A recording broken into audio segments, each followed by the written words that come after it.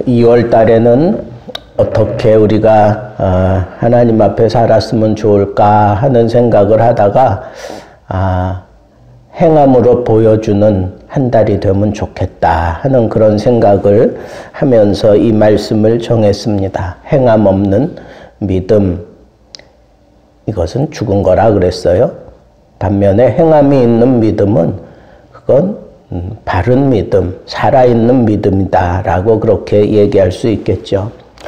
우리나라에 기독교가 들어온 지 100주년 되는 해에 우리 개신교에서는 100주년 기념관을 건축했습니다. 그런데 천주교에서는 선교 200주년을 기념하면서 전국적으로 무료 맹인 개안 수술을 해 주었습니다. 100주년을 맞이하기까지 개신교는 그야말로 폭발적이라는 말이 어울릴 만큼 굉장한 성장을 해온 것이 사실입니다.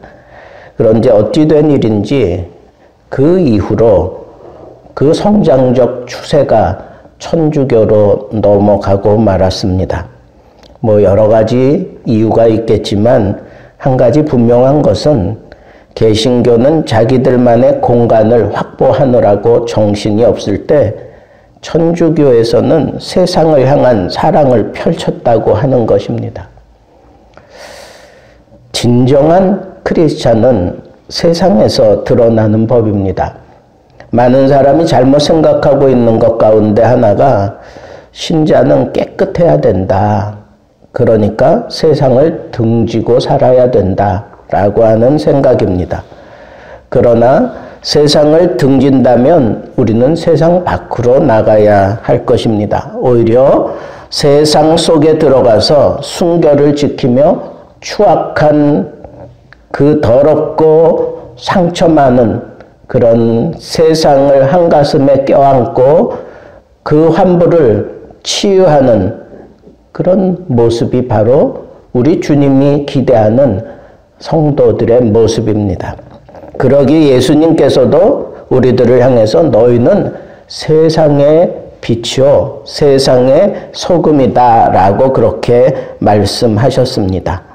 빛이며 소금일 때 분명한 소속을 밝히셨습니다. 너희는 세상의 빛이요 세상의 소금이다 그렇게 말씀하신 것 아닙니까? 그렇다면 우리는 이 세상을 등지고 사는 것이 아니라 세상 속에 들어가서 그 세상을 깨끗하게 그 세상을 우리 주님이 기대하는 모습으로 바꾸어 놓는 것, 그것이 바로 우리 성도들의 목적이고 바른 신앙의 모습이다 아니할 수 없다 그런 얘기입니다. 구약 성경에 보면 이스라엘 백성들이 추수할 때 밭에 내 모퉁이는 남겨놓으라 그랬습니다. 또 추수한 곡식들을 가져가다가 흘리는 것도 줍지 말라 그렇게 얘기했습니다. 그건 가난한 자들의 몫이다. 그리고 지나가는 동물들의 몫이다 라고 그렇게 정한 겁니다.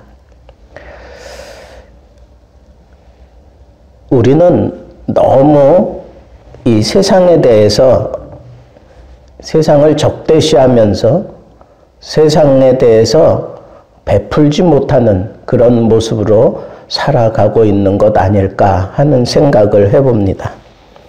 행동으로 보여주는 것, 그것이 진정한 크리스찬의 모습이라고 생각합니다.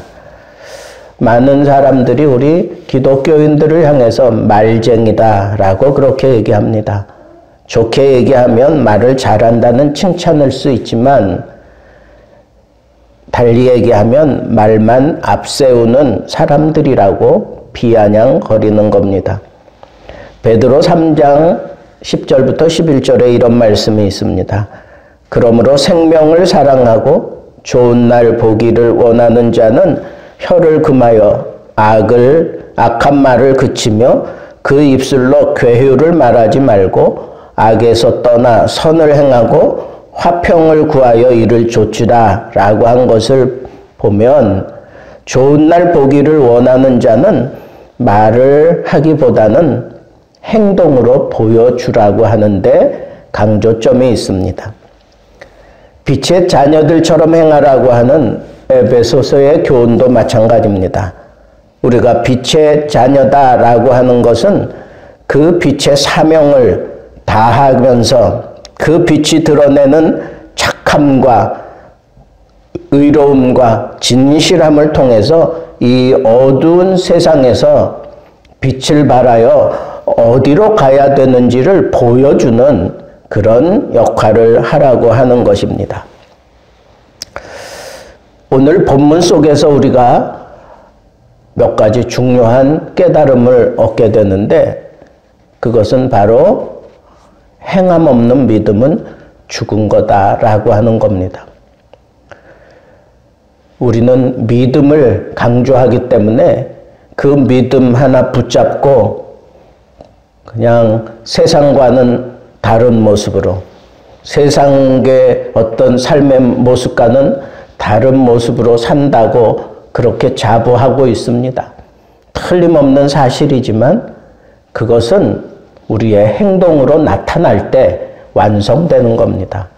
믿음이 행동으로 나타날 때 그럴 때 그 믿음이 가치가 있고 그 믿음이 완성되는 거다라고 하는 것을 우리가 마음속에 다잡아야 하겠습니다. 자, 이렇게 생각할 때 우리는 하나님 앞에 내가 지켜가고 있는 이 믿음, 이것을 세상에 어떻게 빛을 발하며 어떻게 세상 속에 들어가서 이 썩어져가는 그런 세상 더 이상 부패하지 않도록 나 자신을 희생시켜가며 그것을 막아낼 것인가 하는 것을 우리가 생각해야 된다는 겁니다. 세상에서 내가 행동으로 보여주는 것은 한마디로 얘기하면 희생한다는 거예요. 희생이 없이 우리는 행동도 나타날 수 없는 거고 우리 믿음이 행동을 하면서 희생을 할 때 나 자신을 희생하고 내 가진 재물도 희생하고 내 가진 시간도 희생하고 내 가진 그 모든 것들을 희생할 때 진정한 빛이 드러나고 그 믿음의 가치가 증거되고 나타나게 되어 있다고 하는 것입니다. 희생 없이 우리는 빛을 제대로 발할 수가 없습니다. 초가 빛을 내기 위해서는 자기 몸을 태우면서 자기 몸을 다 녹이면서 형체도 없이 사라져 가면서 빛을 내는 것처럼 우리도 하나님 앞에서 이 믿음을 행동으로 보여줄 때 계산하면서 하는 것 아닙니다. 내가 이렇게 하면 나에게 어떤 유익이 있고 나에게 어떤 이익이 생길 거다. 그런 계산하지 않습니다. 자기 몸을 완전히 태워가면서 온전한 희생을 할 때 그 빛이 드러나고 그 빛으로 말미암아 많은 사람들이 어두움에서 벗어날 수 있고 그리고 잘못된 자리에서 온전한 길로 들어설 수 있게 되는 법입니다. 그런데 우리는 이 믿음만 강조하고 그리고 자신을 희생하지 않기 때문에 우리는 하나님 앞에서 이 세상 속에서의 빛된 모습을 제대로 감당하지 못하고 있다고 하는 이 사실을 우리는 마음속에 깊이 생각해야 하겠습니다. 독일의 유명한 복음주의 신학자 틸리라고 하는 사람이 이 소금에 대해서 설명을 하면서 소금이 부패를 억제하는 성격을 물어뜯는 것이다 라고 그렇게 설명하고 있습니다. 물어뜯는 것이다. 쿠바의 이 크리스찬들이 다 감옥에 들어갑니다. 거기서 그냥 죽는 거예요. 기약 없이 그냥 거기서 감옥 생활에다가 죽는 거예요. 그리고 심심하면 1명, 2명 데려다가 총살시켜 버립니다. 그렇게 총살을 하던 그런 군인들이 전면적으로 다 우리 더 이상 못하겠다. 우리는 저 사람들을 더 이상 총살시킬 수 없다. 막 그렇게 자기들끼리 막 자중질환이 일어났습니다. 왜 그러냐 물어봤더니 저 사람들은 죽어가면서도 죽음도 두려워하지도 않을 뿐더러 저 사람들은 죽는 그 순간에 예수님 만세를 외친다는 거예요. 예수님 만세, 나의 왕 만세 그러면서 비바 그리스도 그러면서 다 죽을 때 한결같이 다 그렇게 죽는다는 거예요. 어느 날인가부터 이 총살을 하던 군인들 귀에는 그냥 시시때때로 그 외마디 비명처럼 질러지는 예수님 만세, 예수 그리스도의 승리 뭐 이런 것들이 계속 자기 귀에 울리기 때문에 자기들이 감당할 수가 없다는 거예요. 총도 쏘기 전에 그 소리들로 그냥 막 머리가 어지러워지고 구토가 나고 더 이상 총살할 수 없다고. 여러분 바로 그겁니다. 하나의 크리스찬으로서 죽어갈 때 그들이 예수 그리스도를 향하여 외치는 그 단말마디 예수님 만세, 예수님 승리 이게 총살시키는 사람들 그 마음을 막 물어뜯고 있는 거예요. 그래서 더 이상 자기들은 총살 못하겠다고 그러면서 집단 쿠데타가 일어나고 말았습니다. 우리 신자들은 이 세상을 물어뜯으며 세상을 정복하는 삶을 살아야 합니다.